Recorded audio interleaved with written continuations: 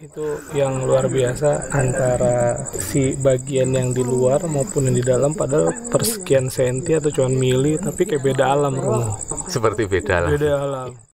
Iya. Atau kalau dingin banget di dalam, keluar dinginnya. Harusnya keluar. Nah ini enggak. Atau kalau enggak di sini kita agak deket sedikit udah kerasa radiasinya. Dinginnya, ya. Tapi kok radiasinya kok enggak? Enggak. Nah itu juga saya juga bingung tuh Romo. Kayak kalau kita di depan kulkas yang dibuka. Betul, dibuka kan kita langsung kayak kena tiupan dinginnya atau hawa dinginnya yang keluar. Ini enggak. Kalau ini demarkasinya bener-bener garis ya. Garis, walaupun bolong-bolong. Sisi saya masuk di dalam pojok sana ya, itu ada angin, lantas dingin. Di luar kan panas ini anunya apa?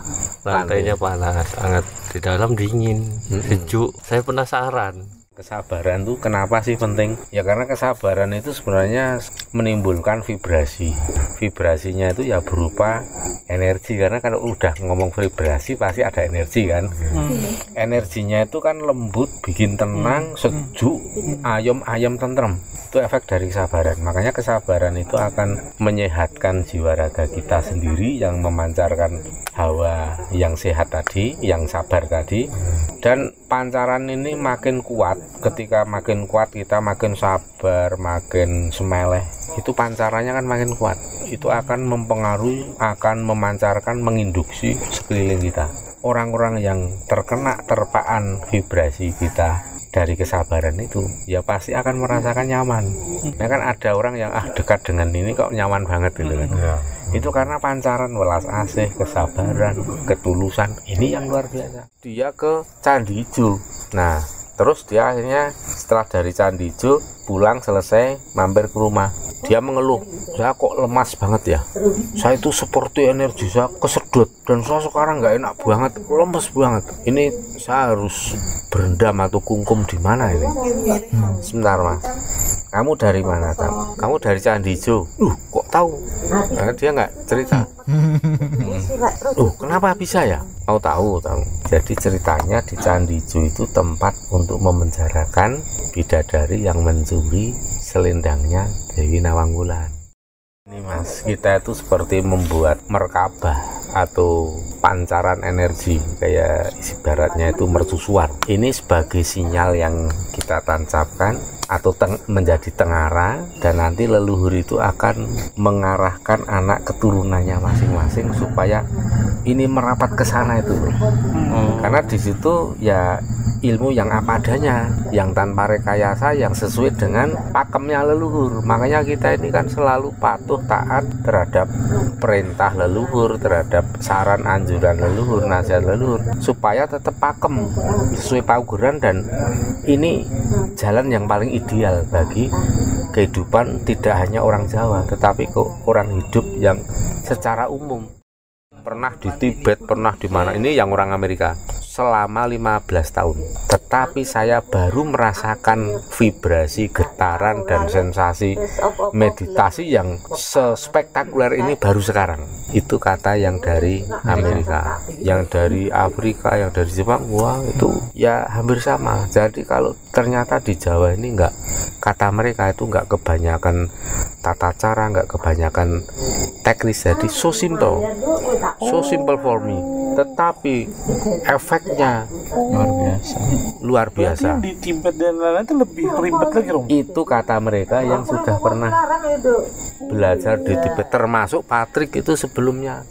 So, kalau anak saya perempuan ya kasih nama leluhur Rorohoyi, dan yang kalau laki-laki Rio Aryo Mangkulo. Saya bangga saya dengan Jawa itu, saya dengan leluhur itu saya bangga, dan benar-benar masalahnya nyata gitu loh. Kan kalau cuma katanya selama ini kan cuma katanya dongeng ini dongeng itu ya.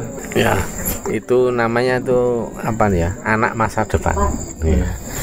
Pakai nama-nama Jawa, nama-nama yang zaman dulu, justru itulah anak masa depan itu.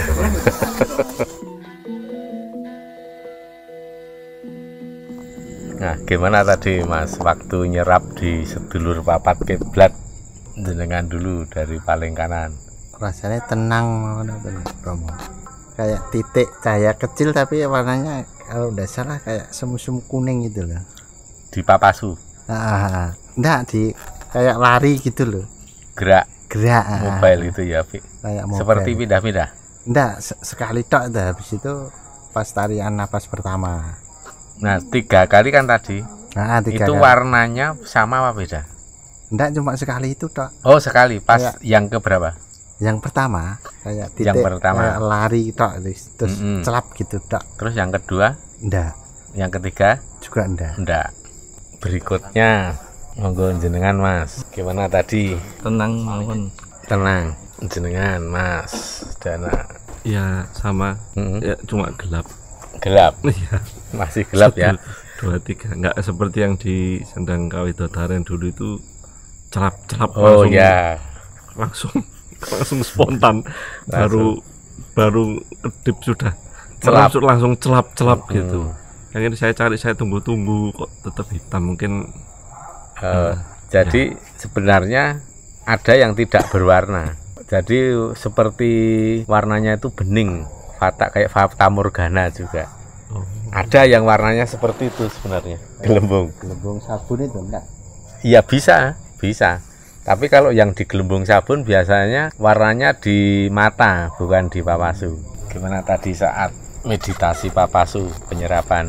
yang pertama biasa, cuma afirmasinya udah kalau lihat yang biru langsung suwun.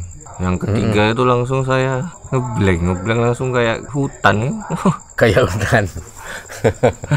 Mas, yang lain duduk nggak apa-apa.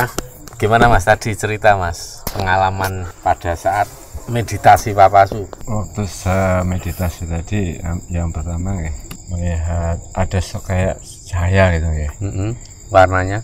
Pertama biru, terus yang kedua ada cahaya putih. Putih. Ya, yang ketiga itu tergambar kayak sosok gitu. Siluet, sosok orang.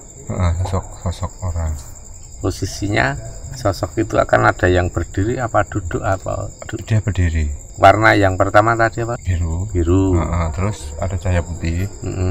Setelah ngambil napas seketika tadi ada sosok. Oh gitu ya. Iya. Ayo Mas, satu lagi, nggak apa-apa Mas. Sari aja. Jenengan. Aku tadi tuh yang pertama sampai yang ketiga tuh hampir sama sih Romo. Jadi kayak lebih dominan itu kayak begitu tarik nafas terus kan pejamkan mata terus fokus di papasu itu tuh kayak udah berada di ruang hampa aja gitu. Jadi kayak tidak sedang berada. Kalau pas kita melihat itu kan kita berada di tahu nih posisi ini ada di mana, depan ada pohon ini. Begitu tuh kayak tidak berada di situ gitu. Nah, cuman kalau pas itu lebih dominannya cahayanya putih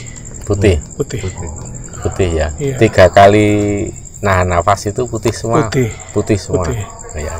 Tuh. Cuman yang kaget itu kayak tidak sedang berada di situ. Kayak sedang tidak berada di situ Iya. ya. Oh ya. Kayak muncul sensasi di tempat asing. Iya. Ya. Iya. Tadi Iya. sosok yang muncul tadi juga enggak kayak di sini gitu. Tempatnya Kayak di hutan terus ada meteor biru set gitu.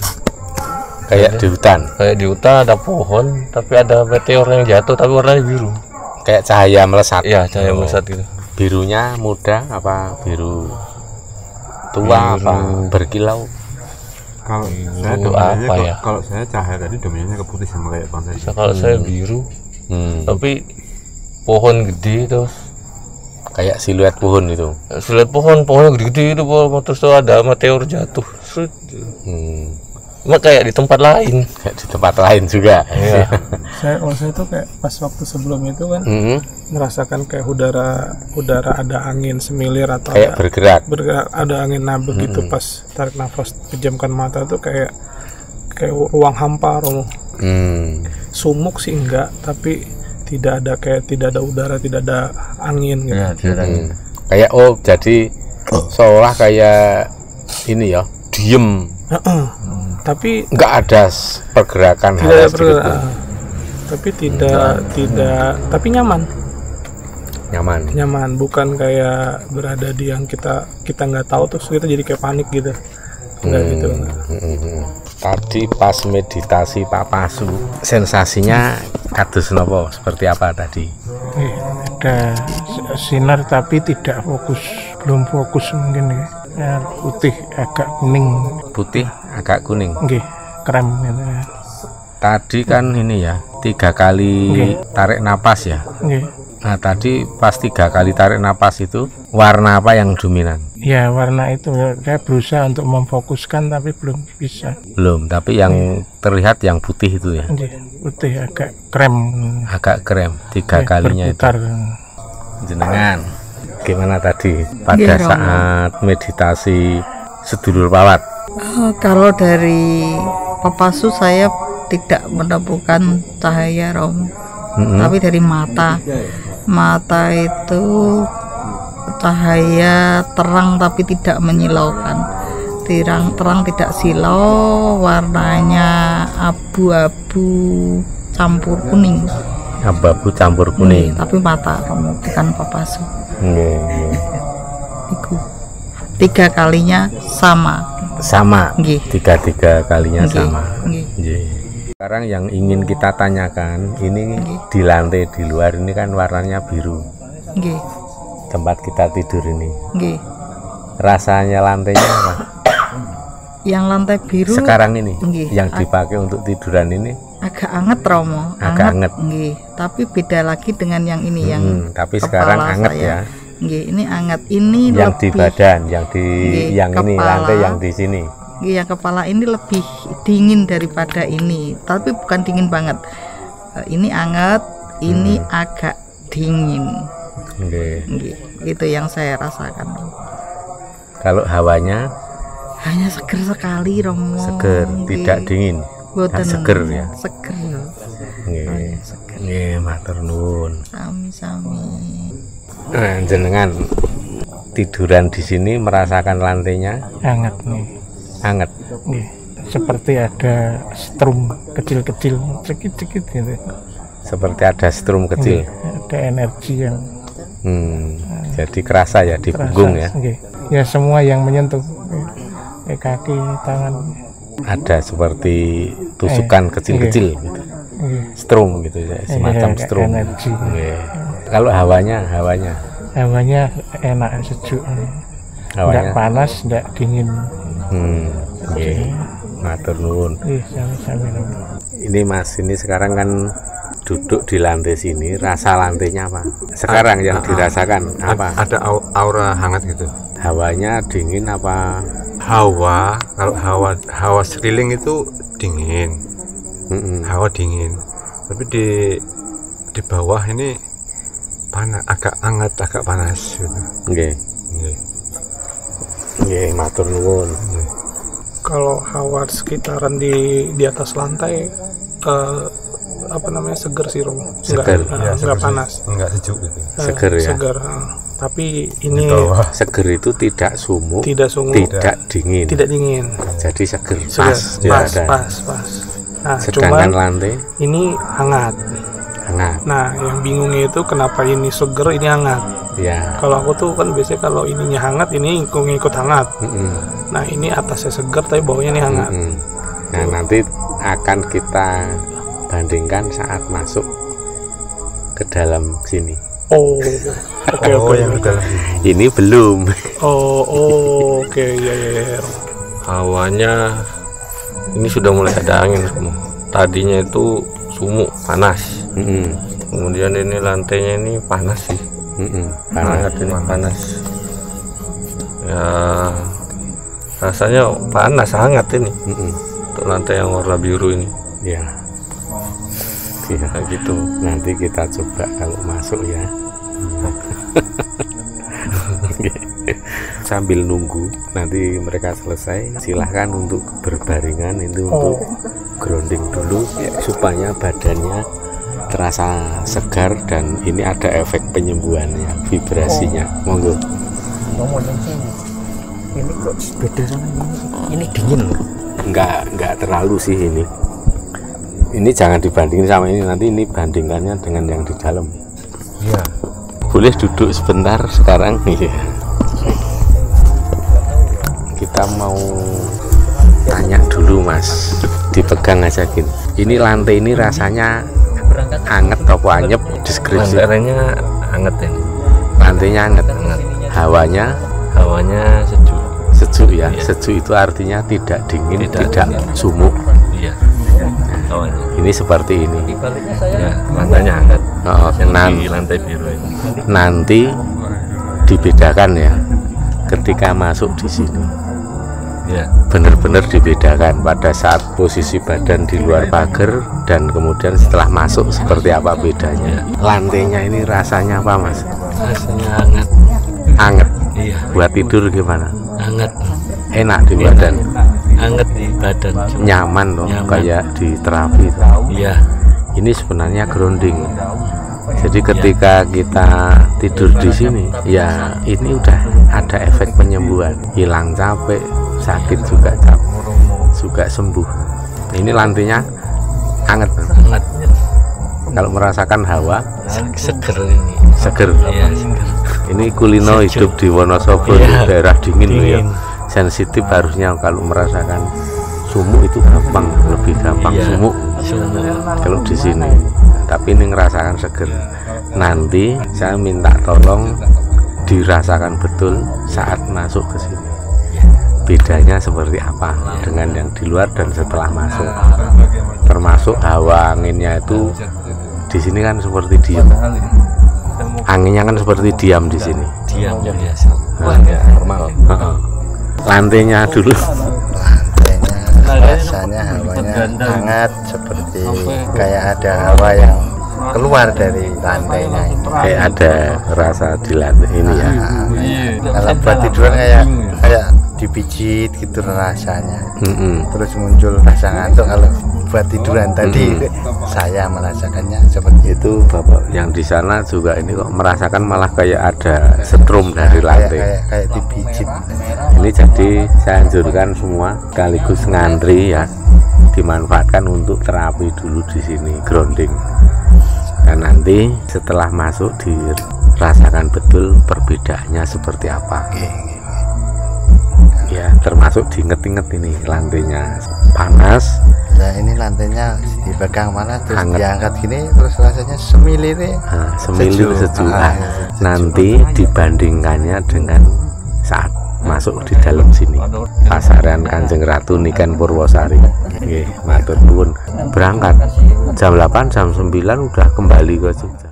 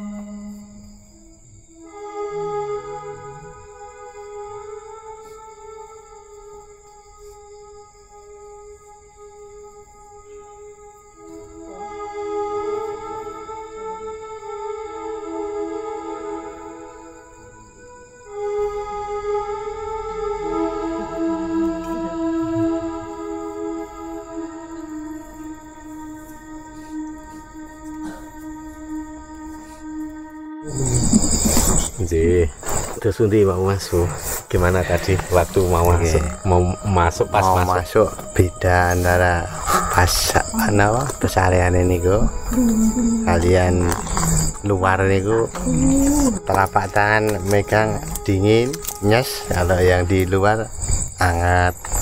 Terus kemudian kayak ada kipas yang ngubuti kasih hawa kayak di AC, ruang AC ketiup. Nah, kayak ketiup kayak ruang AC itu, kalau pas ketiup anginnya itu rasanya seperti itu. Terus menenangkan hati sekali. Menenangkan hati Menenangkan hati sekali. Ruwet bunek hilang. Nanti nyuwun lorotannya 2 ya. Nggih. Di Ki Ageng Giring sama di Eyang Niken Purwosari. Di mriki nggih. J, habis ini bisa masuk dulu. Jenengan tadi kan sudah saya aturke, nanti Mas Bu tinggal masuk aja sungkem Eyang badhe nyuwun lorotanipun kangge njampeni ibu kula ingkang naminipun sebutan. Pun nanti ngambil aja segegem wadah plastik, sungkem terus mundur lagi. Monggo kalau nanti mumpung selo. Baru ke sini Allah. Ya, Terus baru ke sini. habis sudah tuh tadi. Kalau sampun. Nek mriki buat dereng Ambil lorot. Oh ya, nanti habis itu baru di sampun mboten ana apa nggih. Mboten ana apa. Nggih. Nah, ini mumpung barusan masuk ke pasaran, bagaimana tadi sensasi rasanya? Dingin, seperti ada pembatas antara hangat dan dingin ya, waktu masuk. Tidak hanya lantainya tapi udara di sekitar Hawanya. J. Tadi kan di dalam sekitar 10 menit lebih ya. Iya.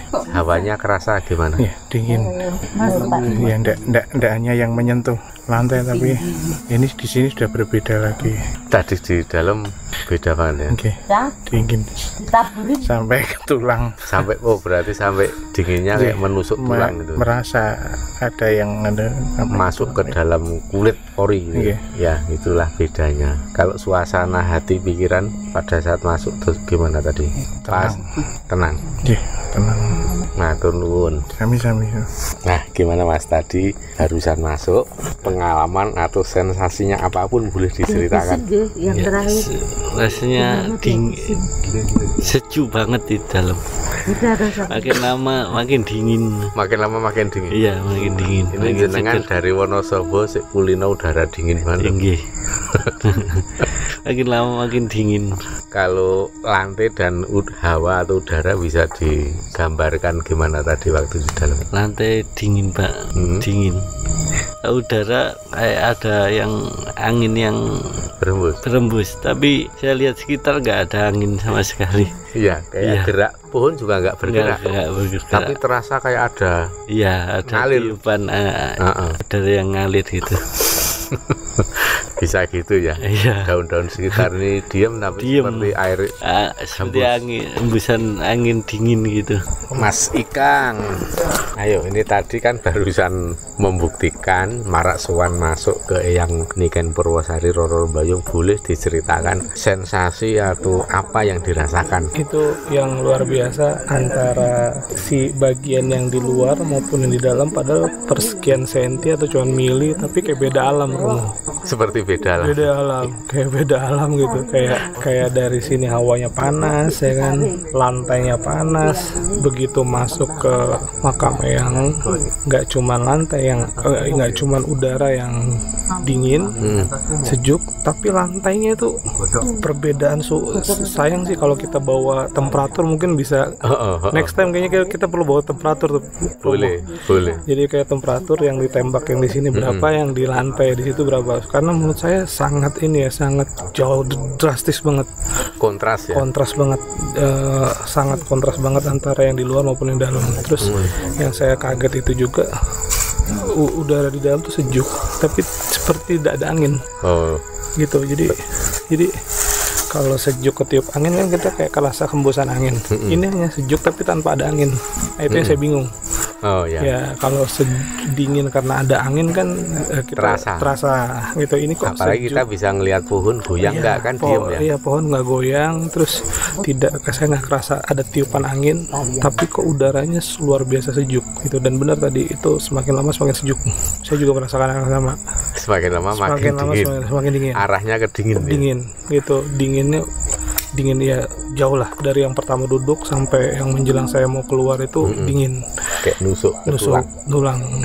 Itu yang saya penasaran sih sebenarnya, kalau kita buat temperatur antara di luar sama di dalam kayaknya menarik kalau kita hitung pakai temperatur tuh Romo. Sekarang kerasa sumuk lagi nggak? Sumuk, di luar sumuk gitu. Jadi itu yang juga saya, padahal kan jarak sedikit ya. Sedikit itu. Kalau kita lihat tuh, itu kan pagernya kan cuma besi lubang-lubang. Nah, berarti kan kalau memang di luar panas banget hawanya masuk. Atau kalau dingin banget di dalam keluar dinginnya. Harusnya keluar. Nah, ini enggak. Atau kalau enggak di sini kita agak deket sedikit udah kerasa radiasinya. Dinginnya, iya. Tapi kok radiasinya kok enggak? Nah, itu juga saya juga bingung tuh. Kayak kalau kita di depan kulkas yang dibuka. Betul, dibuka kan kita langsung kayak kena tiupan dinginnya atau hawa dinginnya yang keluar.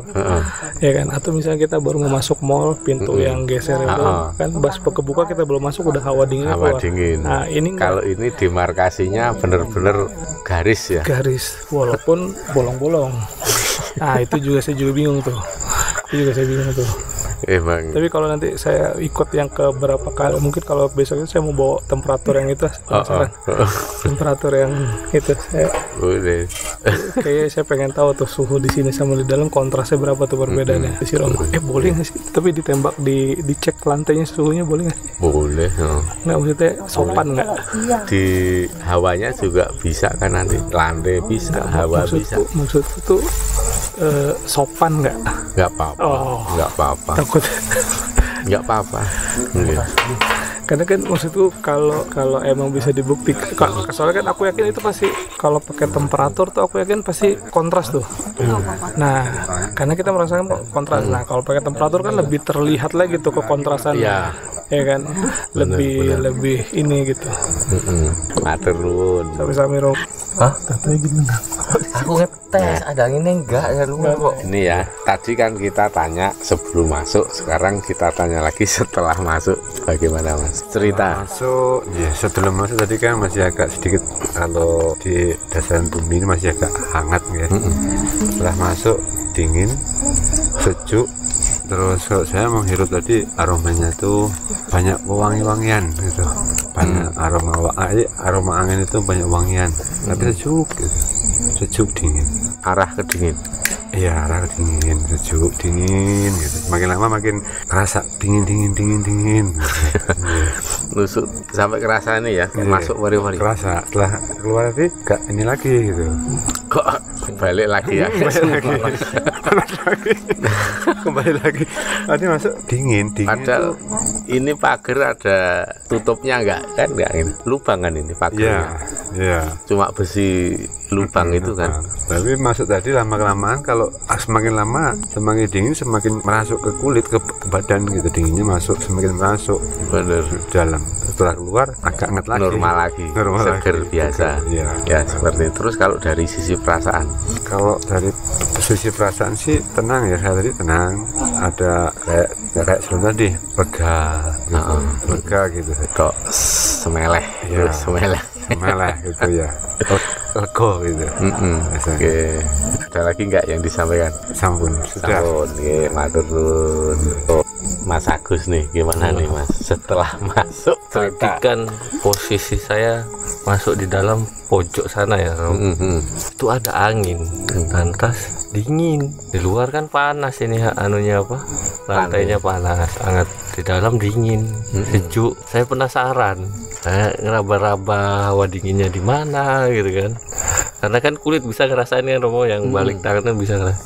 Nah, kok enggak ini sebelah mana kok enggak ada ini, tapi kok ada angin tapi dingin gitu Romo. Terus setelah keluar saya muterin lagi makamnya, anginnya di sebelah mana nggak ada.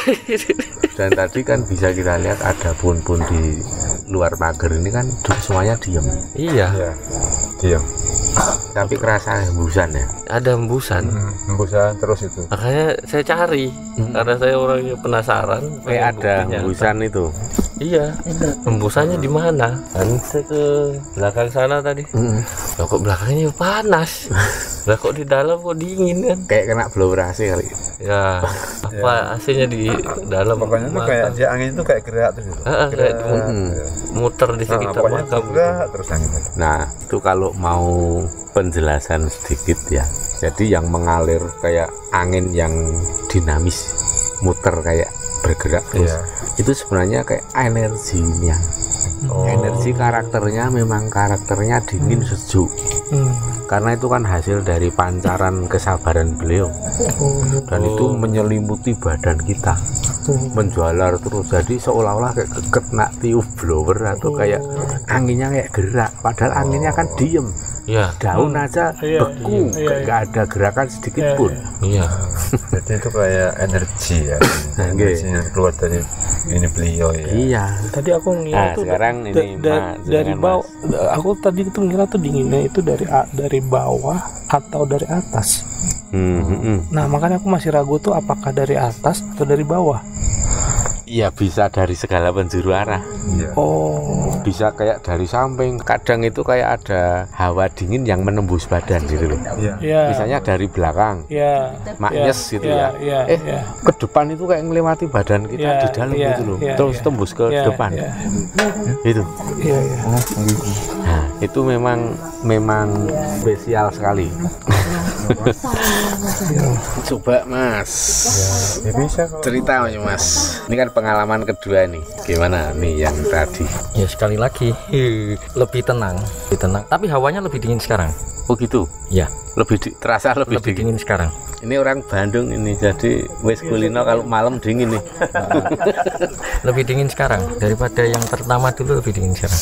Gitu ya. Ya, Kalau di luar panas tetap biasa itu ya. biasa. Ya. Nah, ini kalau dari Bandung merasakan seperti ini di luar nih mungkin agak sumuk apa piye gitu loh. Seperti jenengan dari Bogor ya kan. Iya. Yang sudah kulino adaptasi dengan hawa dingin, harusnya untuk merasakan hawa dingin itu agak kurang peka karena di sana sudah dingin. terbiasa dingin. Nah, ini kan ini masih saja terasa tadi kan, masih terasa dinginnya itu loh. Ya, karena di luar ini kan aura panas nih. Kita dari panas, tahu-tahu langsung masuk ke dingin. Nah, itu kontrasnya itu ya. Kontrasnya di situ. Kalau umpama keseimbangan udara sama, mungkin nggak kerasa. Sebelum kita masuk, kita ngerasain agak hangat, agak panas. Setelah masuk ke situ kan langsung seketika kayak dingin gitu. Ya, itulah itu vibrasi atau energi dari kesabaran. Makanya kalau kita mau membahas tentang energi, kalau dikatakan kesabaran itu kenapa sih penting? Ya karena kesabaran itu sebenarnya menimbulkan vibrasi. Vibrasinya itu ya berupa energi, karena kalau udah ngomong vibrasi pasti ada energi kan. Energinya itu kan lembut, bikin tenang, sejuk, ayem tentrem. Itu efek dari kesabaran. Makanya kesabaran itu akan menyehatkan jiwa raga kita sendiri, yang memancarkan hawa yang sehat tadi, yang sabar tadi. Dan pancaran ini makin kuat. Ketika makin kuat kita makin sabar, makin semeleh, itu pancarannya kan makin kuat. Itu akan mempengaruhi, akan memancarkan, menginduksi sekeliling kita. Orang-orang yang terkena terpaan vibrasi kita dari kesabaran itu ya pasti akan merasakan nyaman. Ya kan ada orang yang dekat dengan ini kok nyaman banget gitu kan. Itu karena pancaran welas asih, kesabaran, ketulusan ini yang luar biasa. Dan ini energi ini dari kesabaran ini tidak akan hilang sampai kita raga kita mati pun tetap akan tetap menyatu, karena ini kan dimiliki oleh sang sukmo sejati atau roh sejati atau guru sejati. Oleh sebab itu wajarlah ketika beliau yang niken Purwosari Roro Mbayung sudah menjadi leluhur, vibrasi kesabarannya, kesejukan ini sangat kuat terpancar, tidak akan hilang, karena itu menempel ke sukmo sejati atau guru sejati kita. Penjelasannya seperti itu.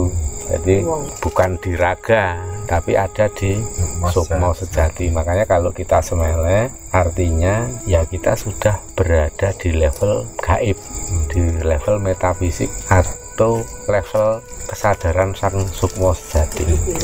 Maka kalau kita sabar semeleh itu kan akan mengurangi resiko salah langkah atau mengurangi resiko celaka gitu loh. Jadi ketika kita udah sabar dan semeleh itu nanti setiap langkah kita, pikiran yang muncul itu bening, akan tertata. Wening tertata, dan karena tertata itu karena apa? Karena langkah kita itu sudah diarahkan oleh sang guru sejati atau sukmo sejati. Jadi kita mesti harus kemana-kemana pasti tepat. Nah itu kalau orang sudah bisa mencapai level seperti itu, akan mengambil kesimpulan begini, oh ternyata hidup ini penuh dengan kepastian. Saya tidak sepakat, tidak setuju kalau ada orang yang mengatakan bahwa hidup ini adalah gambling atau judi atau penuh ketidakpastian. Yaitu bagi orang yang nuruti rasane karep atau nuruti kesadaran ragawi saja. Ketika kita sudah mengikuti kesadaran sukmo atau rasa sejati, ya setiap langkah kita ini akan selalu penuh kepastian. Spekulasinya menjadi kecil. Jadi nanti akan bisa ngitung, tindakan saya ini nanti akan menghasilkan sesuatu yang worth it enggak ya? Ya kalau melakukan rencana ini nanti hasilnya bagaimana? Itu dari awal sudah. Kadang nalar kita, pikiran, disiplin ilmu kita belum bisa menjelaskan alasannya kenapa. Tapi sang rasa sejati ini sudah bisa menentukan bahwa oh kalau ini nanti dilakukan bakal rugi. Ini udah ada dulu kata-kata itu. Nah, nanti coba dibuktikan, kita bikin kalkulasi pakai nalar menggunakan disiplin ilmu. Ternyata benar, setelah dihitung-hitung, dikalkulasi, ya benar. Nah itu makanya sang sukmo sejati itu akan menjawab 100 kali lebih cepat dibanding kecepatan nalar. Itu. Maka kalau kita ngasah sedulur papat kiblat kita melalui itu meditasi papat kiblat dilanjutkan ke sini, itu kan sistematis ngasah sedulur papat kiblat, kekuatan sedulur papat kiblat dilanjutkan ngasah kekuatan sang sukmo sejati. Jadi levelnya itu udah satu tingkat kita lewati. Ini sebenarnya 2 step. Ini menguatkan ini apa? Kekuatan sedulur papat kiblat, kemudian ditingkatkan lagi ke sang guru sejati. Artinya dipancar kan ada kakang kawah adi hari-hari, sedulurku papat kiblat, dan kelima pancer. Nah ini kan sebenarnya kan masing-masing ada entitas eksistensi sendiri yang berbeda-beda. Nah makanya dari tadi sana penyerapan kiblat papat dilanjutkan ini mengasah pancer. Sakjane pancer kita itu sudah sangat tajam, nggak perlu diasah. Neng artinya ngasah di sini artinya kita mempertipis sekat yang menghalangi komunikasi interaksi kita dengan sang guru sejati. Yang menghalangi apa? Yang menghalangi itu ya tadi tuh rasane karep, semua dominasi kesadaran ragawi ini yang bisa menghambat akan kesadaran sang sukmo sejati. Kalau diistilahkan ngasah landeping guru sejati itu artinya yang dilakukan itu adalah mempertipis sekat itu tadi, sehingga kalau sekat itu sudah tidak ada sama sekali, udah kesadaran raga kita sinergis dengan guru sejati. Makanya nalar pikiran kita itu kemungkinan untuk salah hanya 1%, selebihnya 99% selalu benar dan tepat. Nah ini bahasa kasarnya itu nafsunya terlalu dominan. Nah betul, kalau nafsu terlalu dominan akhirnya apa? Seringkali salah langkah, seringkali kita melakukan kesalahan. Tapi kalau kita sudah dominan sang guru sejati atau rasa sejati, ya errornya akan semakin kecil, nilai errornya akan makin kecil, jadi meminimalisir risiko juga. Kalau yang pernah berarti gini ya, tahapannya itu berarti kalau leluhur menuntun itu leluhur menuntun guru sejati kita gitu. Betul. Jadi leluhur menuntun guru sejati kita menuntun ragawi kita. Nah kalau diibaratkan hierarki seperti itu. Sebenarnya kalau menuntun itu ya kalau lebih tepatnya begini, memberi info. Iya. Ya kan? Ini ada info nih, ada perintah nih. Nah leluhur itu menyampaikan info itu yang dituju siapa? Ya guru sejatinya kita masing-masing. Kalau raga itu kan angel karena kan beda dimensi. Yang sama dimensinya, satu dimensi, dan leluhur kan sukma sejati kita. Vibrasinya, frekuensinya juga sama di frekuensi vibrasinya leluhur. Jadi yang paling mudah nangkep sinyal dari leluhur ya sang guru sejati. Nah masalahnya ketika kita tidak semele, bebal sekali antara guru sejati bebal. Itu makanya kita tidak semele. Ini kesadaran kita tuh didominasi kesadaran raga. Nah itu tadi nafsu itu ya. Kan Jadi nafsu kan bukan hanya seksual, tidak. jadi kadang gini ya, wah ini aku melakukan seperti ini kan harusnya ini tuh untungnya besar gitu kan. Tapi ini sebenarnya ini salah, ini jahat. Nah ini sebenarnya kadang itu kesadaran ragawi itu sebenarnya sudah paham bahwa itu salah. Ning nekat dikalahkan oleh apa? Rasa neng karep atau keinginannya rogowi tadi atau nafsu. Padahal guru sejati sudah memberikan sinyal ke kesadaran raga bahwa ini salah. Itu sudah ditangkap sama kesadaran rogo. Tapi menarik antara sang guru sejati dengan sang nafsu sejati itu tadi, itu saling tarik menarik. Berarti mungkin gini ya, kalau mobil guru sejati itu ECU, roganya sensor. Nah, jadi udah ECU udah ngirim ke sensor, sensornya nggak nerima. Akhirnya apa? Belusuk. Akhirnya ya. Perintah yang dilakukan oleh driver ngaco, ya kan? Lo ini piye kan? Akhirnya masuk ke bengkel. Nah, kita seperti ini, ibaratnya kita ini sedang membengkel diri sendiri, memasukkan jiwa raga kita ke tempat reparasi atau tempat bengkel resmi yang benar-benar sudah kredibel dan punya sertifikat. Nah itu kan orang masuk ke servis, mobil masuk ke servis itu kan tidak harus nunggu rusak, kan bisa dilakukan untuk berkala. Itu namanya pemeliharaan dan perawatan atau meningkatkan performa di tune up. Ini sekaligus tidak hanya untuk pemeliharaan tetapi bisa untuk men-tune up. Ya di tune up apa? Ya semua potensi dalam diri kita, termasuk yang di tune up itu termasuk kesehatan raga kita, kesehatan jiwa kita. Sekarang Mas Agus lebih sehat, lebih powerful, ya kan? Iya, itu udah cerita sendiri kan, tadi udah terbukti kok. Sakjet ya, sakjet kudune masuk rumah sakit opname, udah bawa aja untuk melukat di sendang di sendang seliran Kota Gede dan nyekar, sembuh total langsung. Sampai sekarang udah sembuh total, nggak kambuh-kambuh, dan makan sambal udah dibuktikan tak pedes. Nah, ya. Padahal kan emah tuh kambuhan ya, kambuhan harusnya. Dan ini enggak kesenggol sambal sedikit aja udah habis sudah gitu. Nah, ini seperti jenengan yang sakit pinggang langsung sembuh. Piye tuh? Harusnya ke rumah sakit. Setahun gitu. Harusnya ke rumah sakit, kita nyekar ke makam sembuh. Selesai dalam semalam. Iya. Setahun sakit, sebulan dipijit 2-3 kali. Apalagi kalau berhubungan dengan saraf itu udah mesti lama. Begitu ikut yang di segitiga Mataram ini, pulang ke Bandung udah nyaman tidur. Sampai sekarang. Makanya ini kesini dalam rangka men-tune up ini. Memperbaikinya yang kemarin ya. Yang sekarang tune up nih. Bapak yang Surabaya kemarin itu malah kan istrinya kasih testimoni kalau tidak minum obat sampai ke Surabaya itu loh Bapak. Oh iya. Iya kan?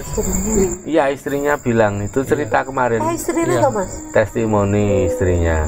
Kalau ke Semarang nggak minum obat, kan ini sampai Surabaya. Iya, nggak nyampe.